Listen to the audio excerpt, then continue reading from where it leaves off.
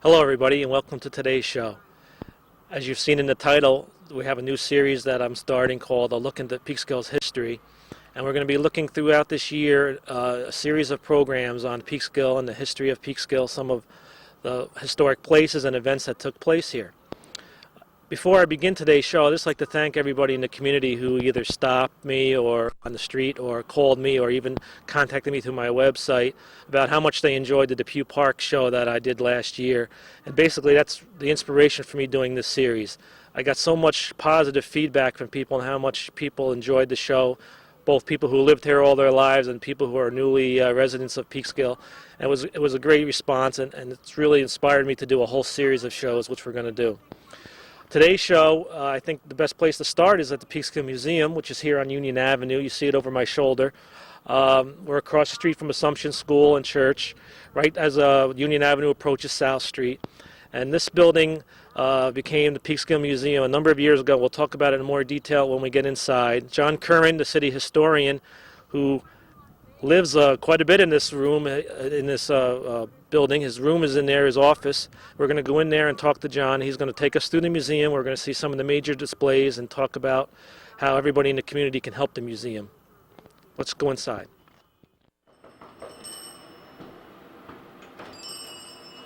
Mr. Testa, how are you? Welcome to the Herrick House, John. Thanks, John. Thanks for having us on our first show of many, hopefully, that we're going to do this year on the history of Peekskill. Tell us a little bit about the house itself. I know it was built in the late 1870s, possibly, in that area. Can you give us an idea who built it and a little bit of detail about it? Sure. We're pretty sure that the Herrick House was designed by William Rutherford Mead in about 1875. And the man who commissioned the house is seen in this portrait here. His name is Dwight Stiles Herrick, and that's where the name Herrick House comes from. And his wife, her name was Sarah Simpson, so he really married into a wealthy Peekskill family. Simpson, and essentially this house was a wedding present given by Sarah's father to the family when they moved in the late 1800s. Now, let me just say a little bit about the designer.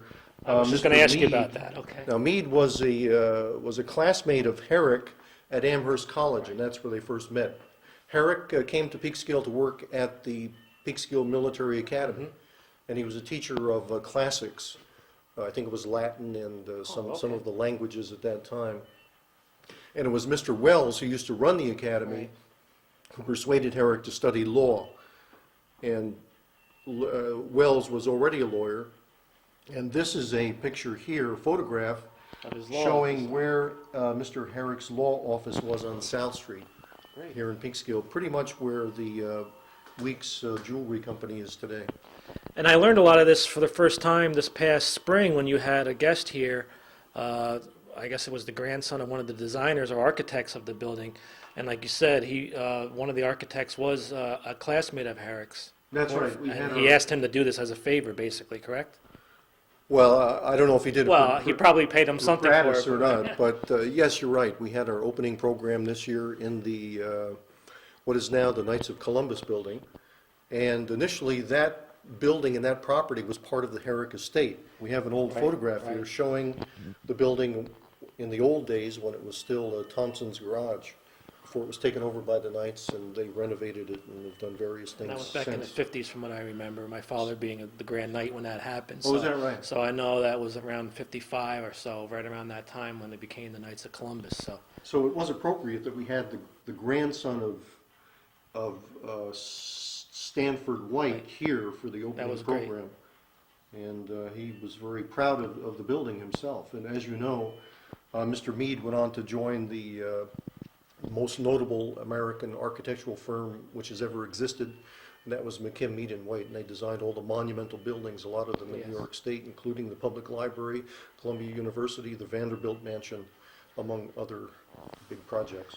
Now, when did this building actually be? I remember as a young student at Assumption School seeing this museum, and it wasn't really as active as it is now. When exactly did this building become the Peekskill Museum? In 1946, Chester Smith, who was then president of the Field Library, which was then located on the house right down on the corner here of South and Union. That was the library, the field library, and Chester was the president, and he had his eye on this building as a location to put some of the artifacts of Peekskill's past. Those are the physical objects. Right. And he persuaded the owner, I think she's indicated in one of these plaques here, I think it was Mrs. Adams. Okay.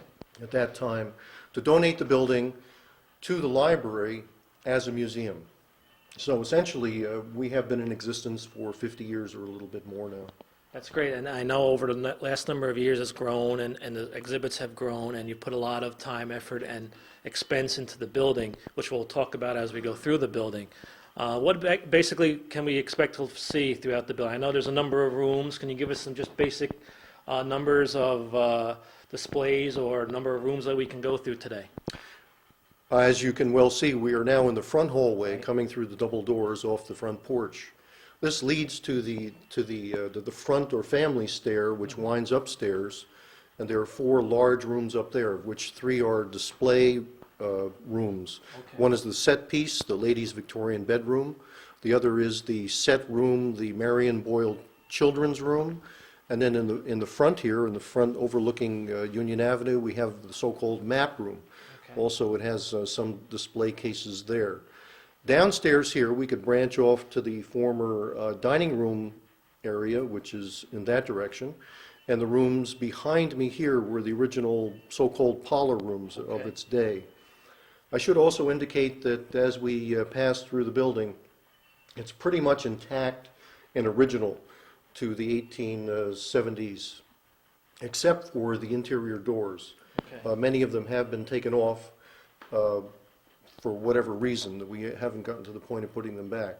But it does create more of an open Right. feeling and space Flow is a lot easier. to the building, though this is an original door here. The pocket The door. pocket door, which Very nice. slides right into the wall, and the reason it's called pocket door, because as the door slides into the wall, it's similar to your hand sliding into your pocket. Great. Well, what we're going to do is now go throughout the building and see some of the major exhibits. Now, the key is we're not going to show you everything, so you're going to have to come down here yourself and look. We'll talk about when the hours of operation of the building. We'll talk more about the museum as an organization as we go through the exhibits, and at the end we'll talk in detail about that. But what we're going to do now, we're going to go through some of these rooms and show you some of the general displays and talk about some of the fine things that have been donated as well as obtained by the museum. I'm here now in the front parlor, and you might notice some of the original casework and moldings, and also the original parquet floor is still intact here in the building. This room is used mainly for the rotating displays and exhibits that are done throughout the year. So as the museum staff and trustees have different displays and different donations, or maybe they might have a theme of an exhibit, they will have that rotating exhibit in this room. What I want to point out for today is there's some important artifacts here that were discovered in a very important part of our city called Fort Hill. If you look closely, you'll see some of the metallic artifacts that were found over the years that are straight from our Fort Hill, which is now a park. And you'll see some eating utensils. You also see some buttons that were off of uniforms and different types of clothing.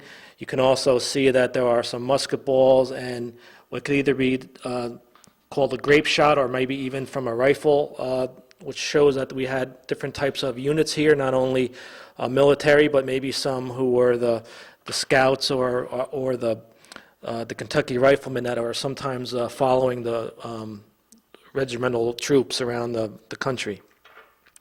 I point these out only because some of you may know that I have been involved in Revolutionary War reenacting for like 30 years now, since I was 12 years old.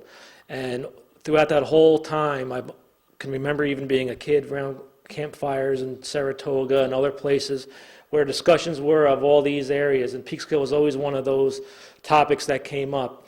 And one of the probably black eyes of the hobby is people sometimes would go to these sites that were not really protected, and they would find these things and take them and sell them or keep them.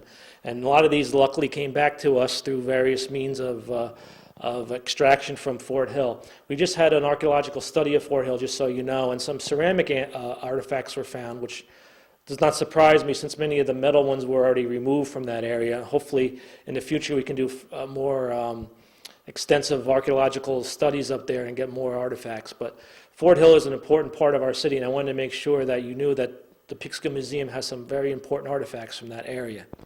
Also, you'll see in here some photos, and these are great photos because they show how Peekskill downtown used to be, how the signage was. You can see this is before the Jan Peek Square concept was put in, where the gazebo is now in the downtown, and the sidewalks were extended, which unfortunately took away some of the parking. That's a topic for another show.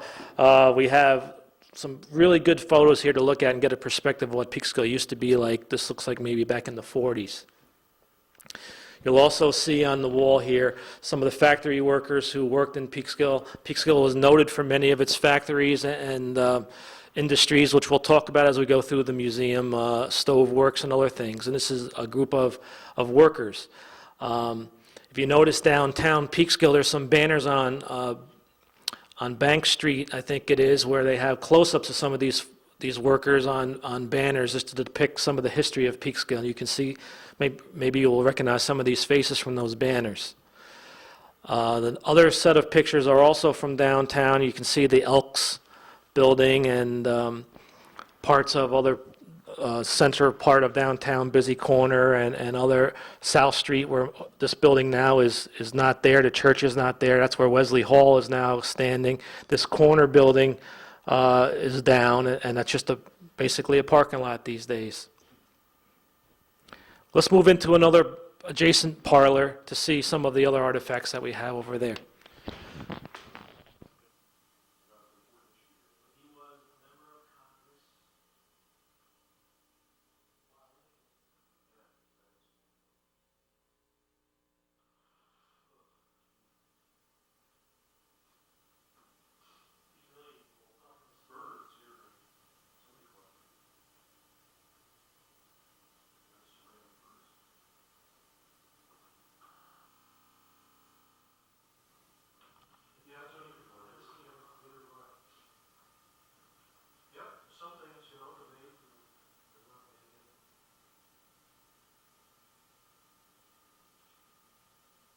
I'm joined here again in the back parlor, or sometimes might have been referred to as the family room in the 1870s.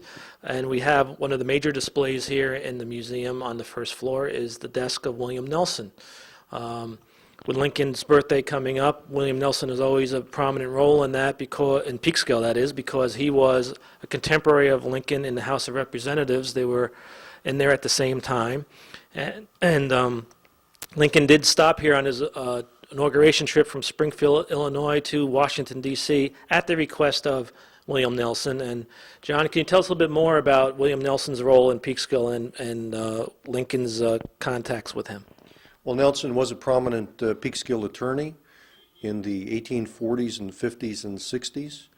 And we're looking at the interior of his law office, and that building used to be located on what is now Nelson Avenue.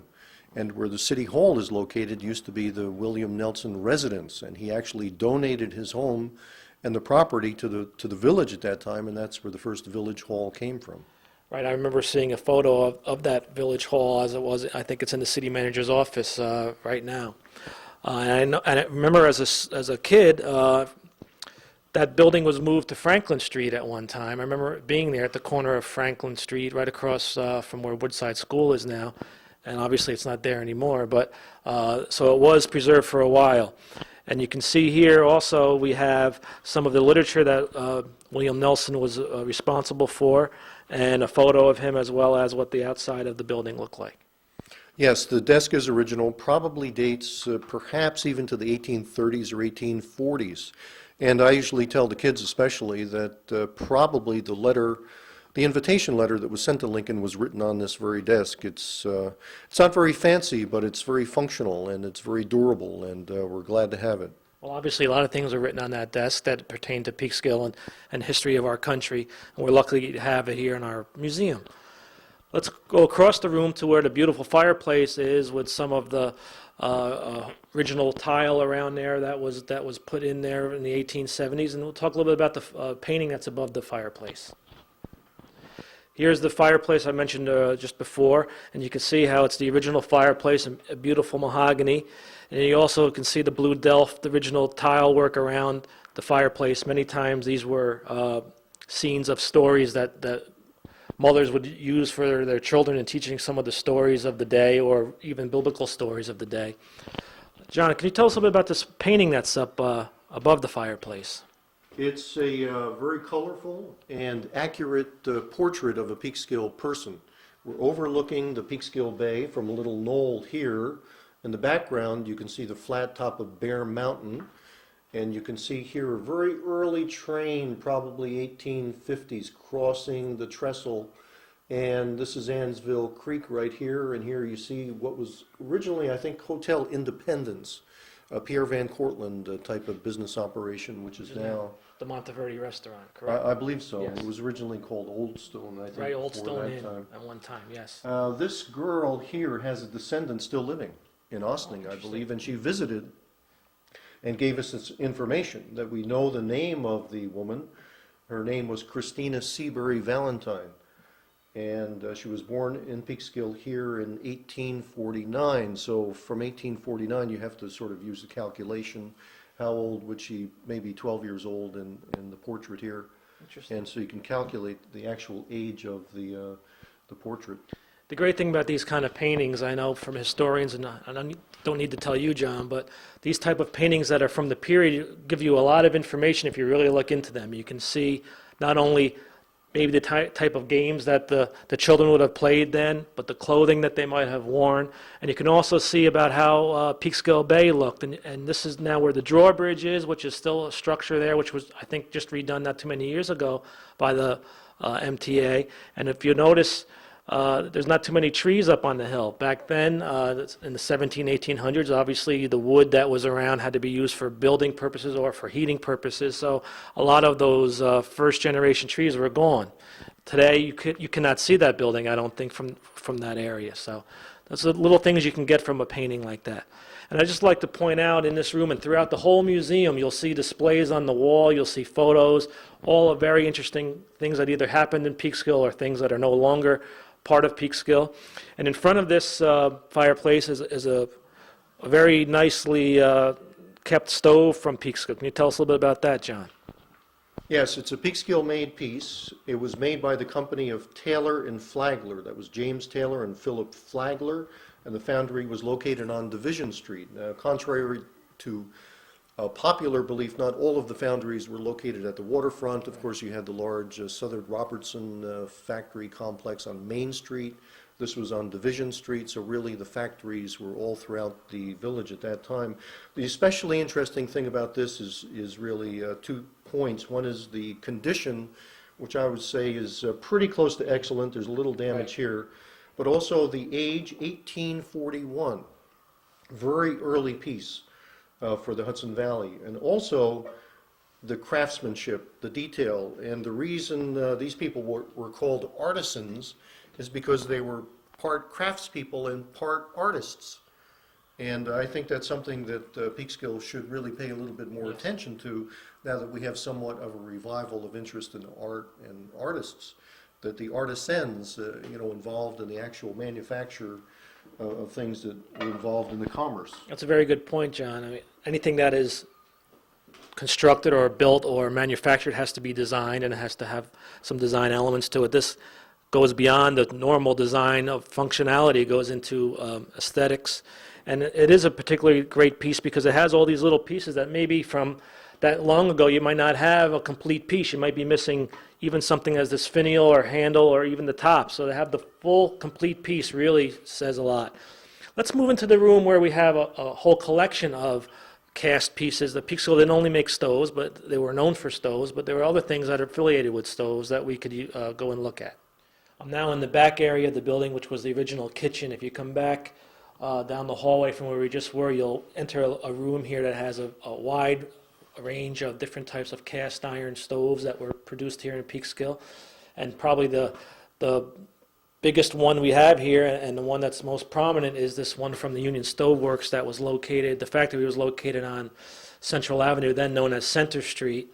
And if you're in this room, you might not be able to see it on camera, but behind it is the original looks like probably 5-foot high fireplace that was used for the house. So as time went on, a stove of some type was probably put in there and used in lieu of the fireplace. As we go through this room, you'll see not only stoves, but you'll see other types of cast iron instruments that were used in conjunction with stoves. Pots like this that have a feature that you won't lose the top by it swiveling off. The various other types of utensils. Here's another larger size. These were made in Peekskill as well by the Curry Company. And you can see all the little handles, and this is a very intact stove as well, and you can see the date of 1881. Peekskill was very well known and very big supplier of stoves from the early 1800s to the early 1900s. Basically a century of established stove making here in Peekskill. As we go through the room, you'll see various smaller stoves that were used mainly for heating of individual rooms. Some of them look very small, but they were used in individual rooms to heat the rooms. Coal would have been put in those for the purpose of heating up the room.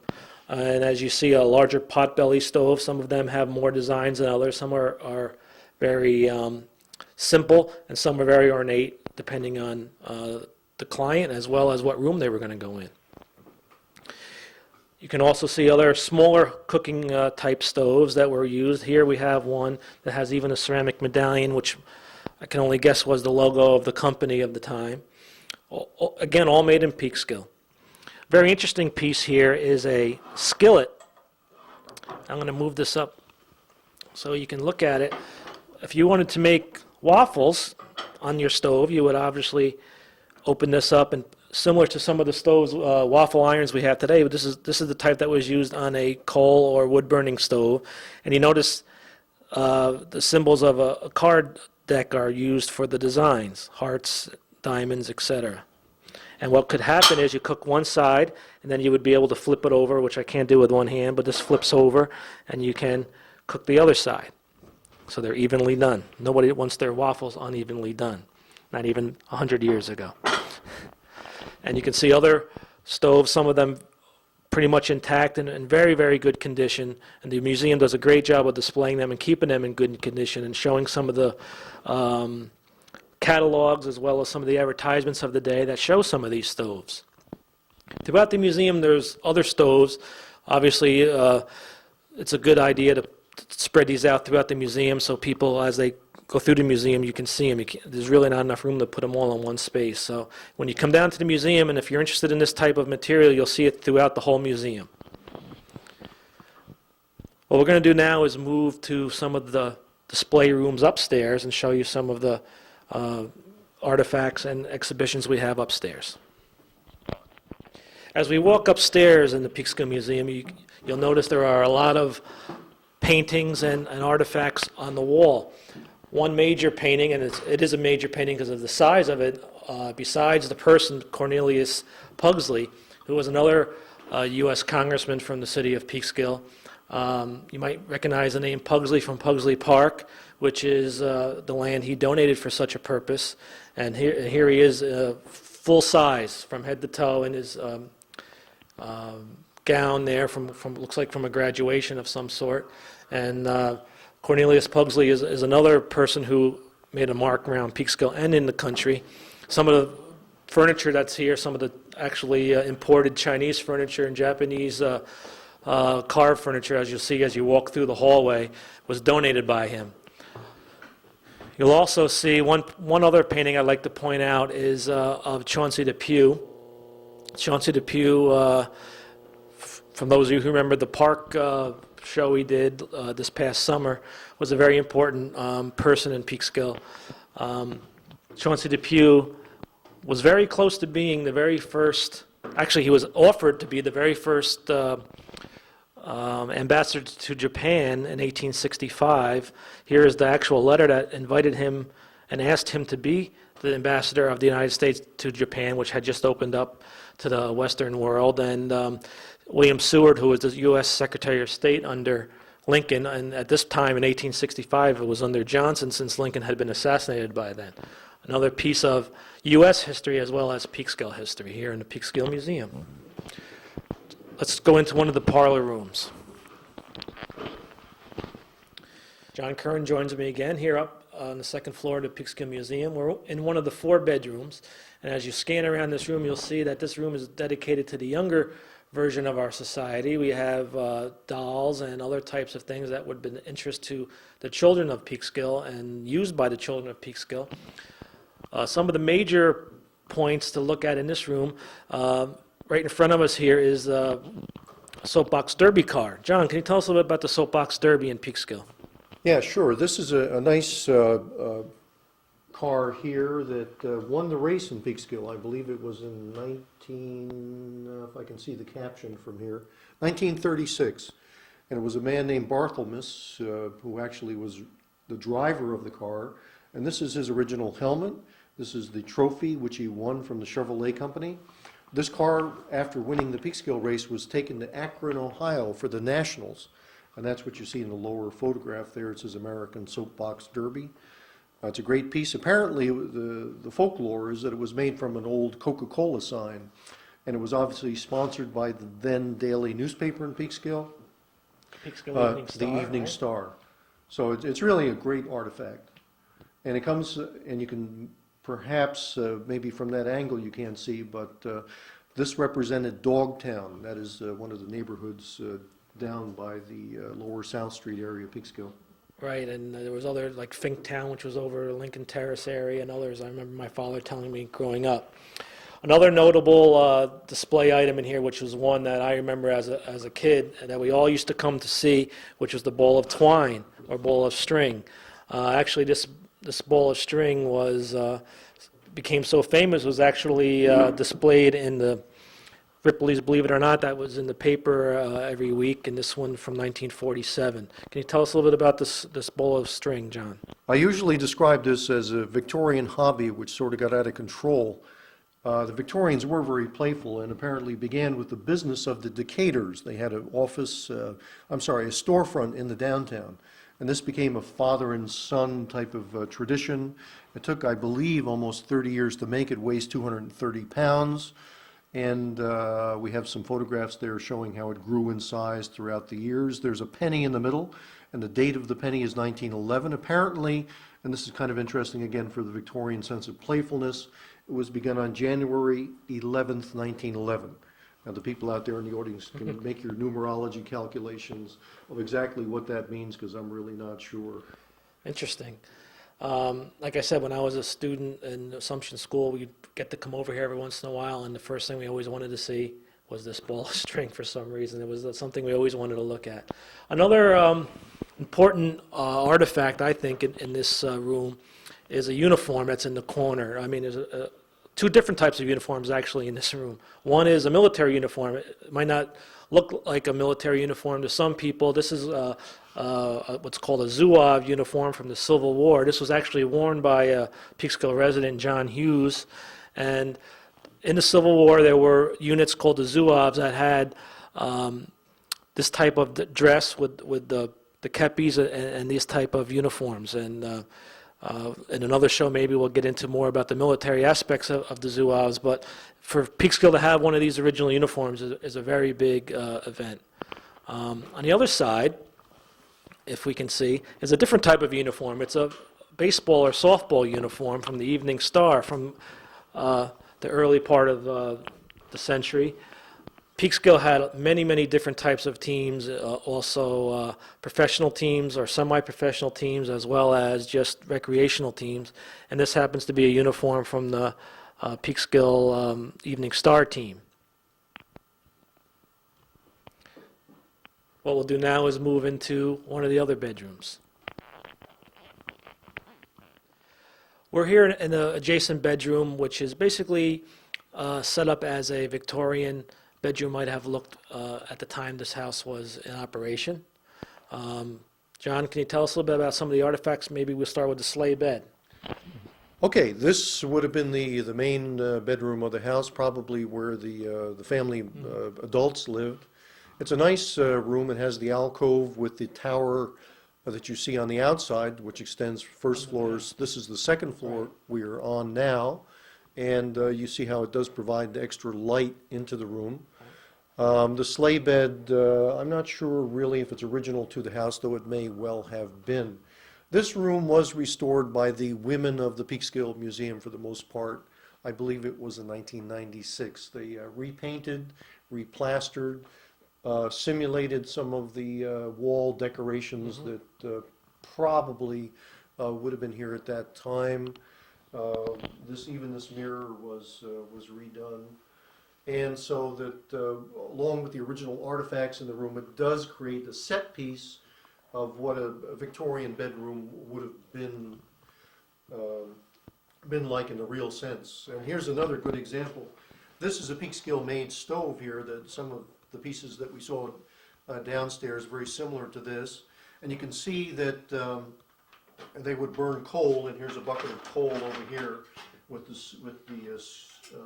spoons or scoopers. And you can see how the piping and the tubing would really vent here through the plate, which is in the mantle.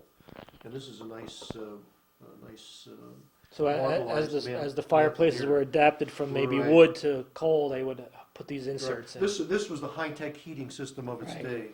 And the coal obviously would heat the metal, and then the Right. metal would heat the room. So you could heat room to room. Whereas central heating wasn't Right. really, Wasn't invented yet, it wasn't really very popular in the 1870s. There's some other interesting points to this room. I'll just point a couple of them out before we move on. There's some Victorian attire here that the ladies of the time would have worn. Some of the utensils that they would have used on the dressers, and some other very interesting photographs and paintings on the wall.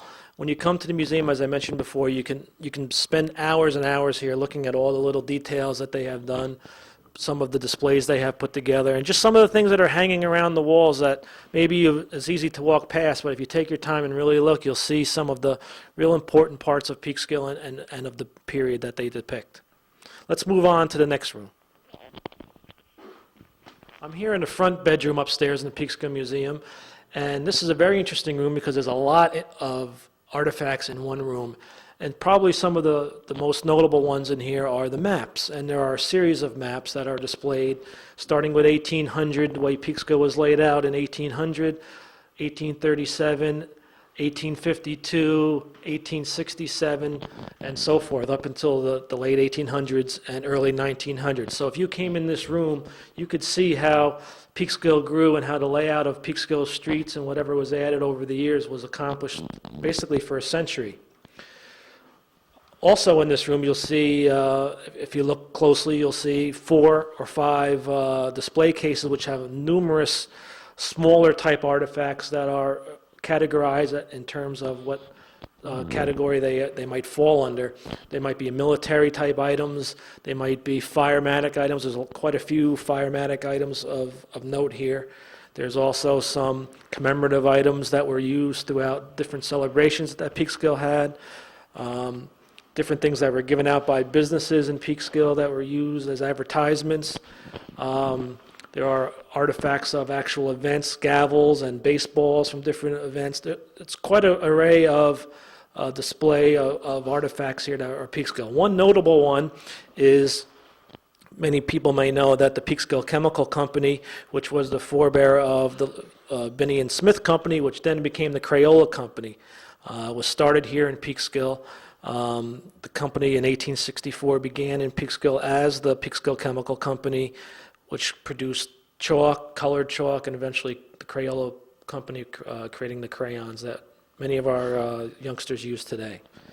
So there's quite a bit to see here, and like I said, hours and hours can be spent in the museum. You'll also notice more stoves, more cast iron type artifacts, and you can get a real good flavor of things that Peekskill was noted for, as well as things that were used by the residents and donated to the museum.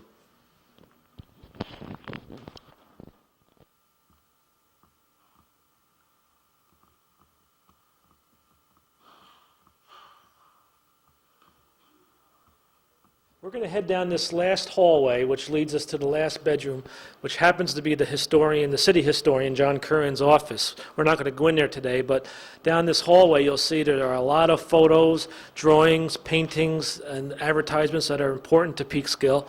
Some displays toward the end of the hallway. The upstairs, the third level, is not open to the public, but the staircase is here, and it's all intact. We're going to go down this back staircase, talk to John Curran a little bit more about the museum, some of the things that the museum does throughout the year, and how you can help the museum in the future.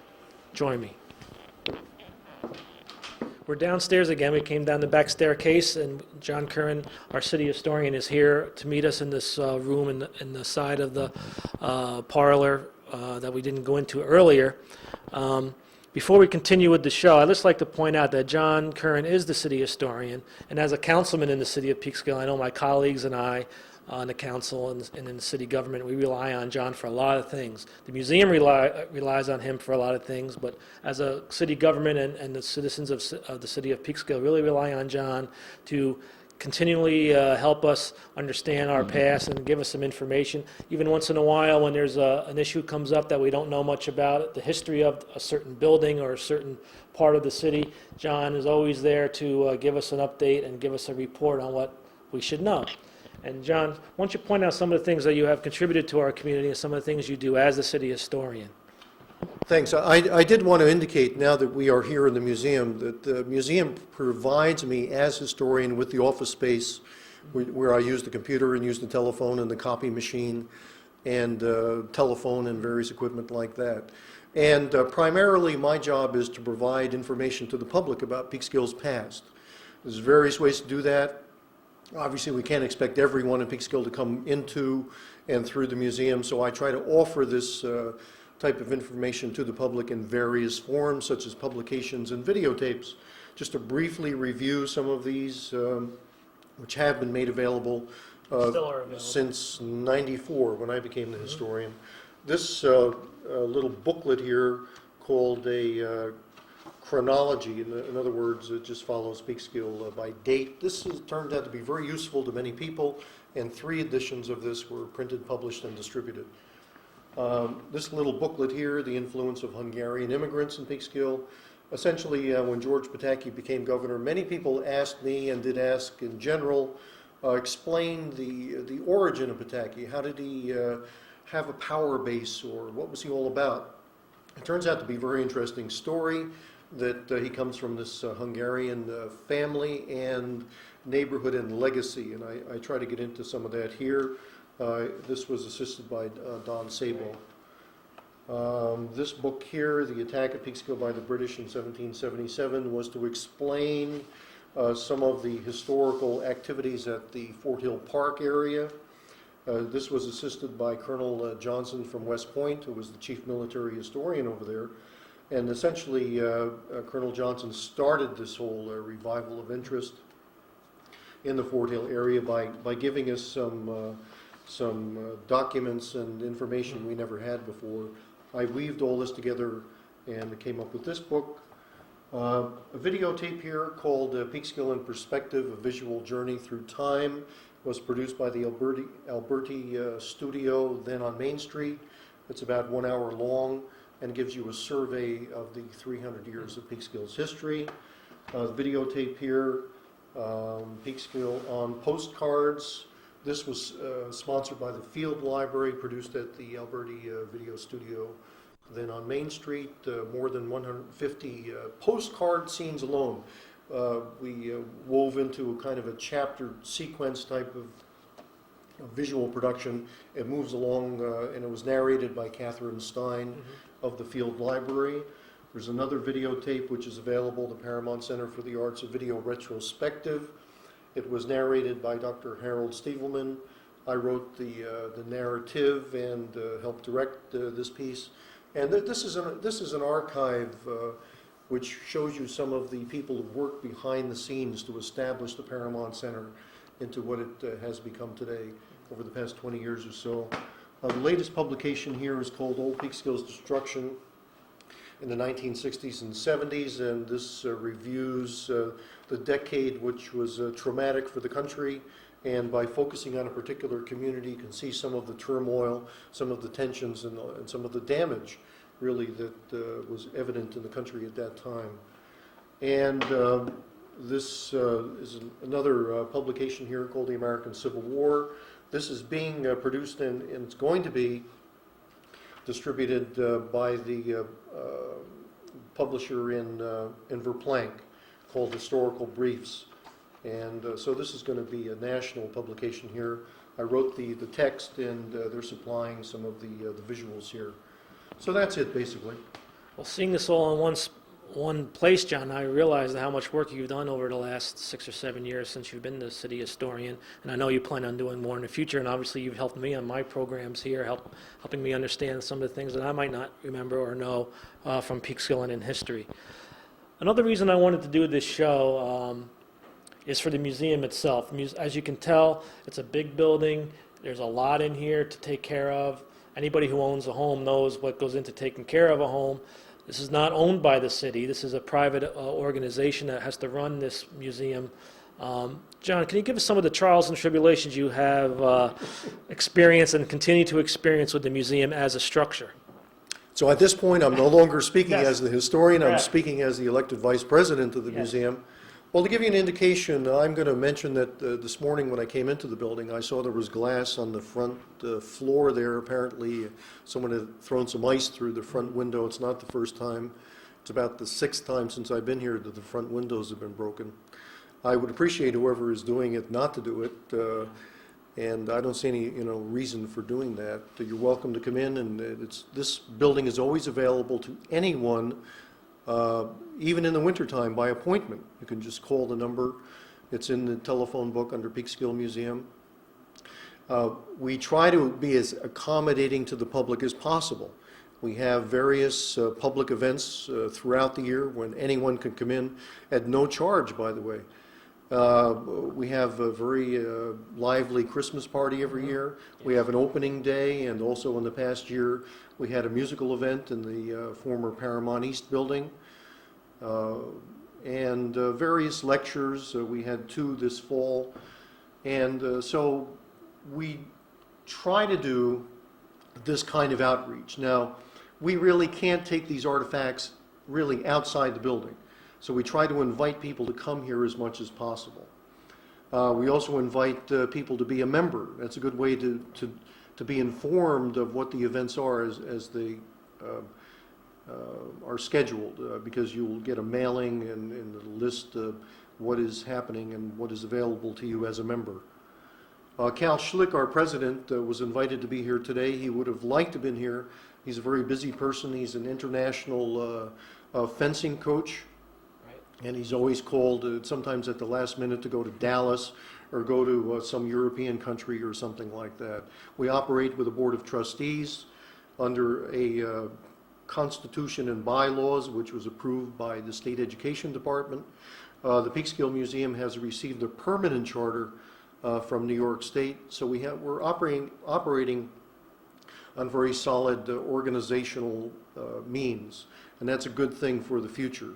That ideally we want everything here to maintain itself, for another 100 years. That's the point of the whole process. That we're the custodians, for these pieces, for the people of Peekskill now and into the future.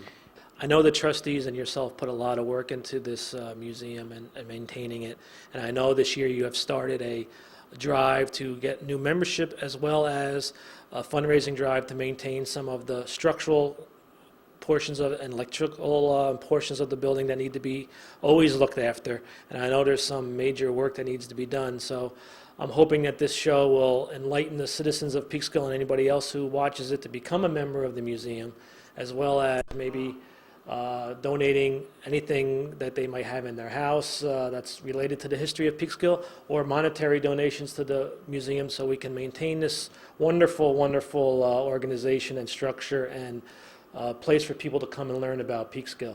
Teachers in Peekskill, I know, sometimes rely on the Peekskill Museum. I know they should be doing it more. I'd like to see more students here. From a teaching perspective, I'm also an educator. I'd like to see more taught in the schools about the history of Peekskill, and I've been pushing for that for a long time. We'll see how that can fit into the state guidelines, which is always hard to do. I know the elementary schools do it quite well because they have more leeway in their curriculum. Every year I appear, as you know, John, I've even done a lecture here on the Revolutionary War. I go into the 4th grade classrooms every year since they cover the Revolutionary War and that time period. So there's a lot we can do together still to build Peekskill's history, the love of history, the interest of history, and hopefully as this program goes on and the series of program goes on, we can show the people of Peekskill how important our history is and how it can bring people here and bring an interest of Peekskill that maybe people didn't realize how much we have here and how impact this small little city has had on the country and a lot of lives here in Peekskill. So John, thank you very much for joining me. Mr. Testa, thank you very much for the program and today. everything you've done for our citizens here and for us in Peekskill. And if any of you out there have an idea for a show, I have a lot of ideas of my own, obviously. I'll be doing a show, hopefully a show a month if we can work that out. If you have an idea for a show, you thought of something that maybe would be nice to put together in a show for Peekskill to see, let me know. Give me a call at my home. I'm listed in the book on my website, johngtesta.com, if you are in the information age that way, the email age. Either way, get a hold of me. I'd be happy to speak with you and discuss any ideas you may have. So thanks again, and look forward to the shows in the future. Thank you.